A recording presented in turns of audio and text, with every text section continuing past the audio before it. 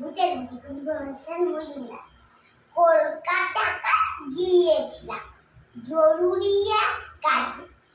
তার ছেলেদের আটকে গেল হঠাৎ পথের মাঝে। রাত 12টায় কালনা নেমে রওনা হলাম একা।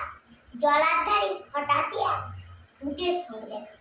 ভূত বললেন, দাঁড়াও, এমন সুযোগ কি আর পাবো?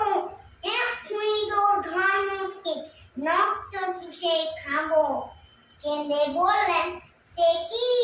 আমি থুতুড়ে পুরো, আমার দেহের রক্ত শীতল, ঠান্ডা বরফ পুরো।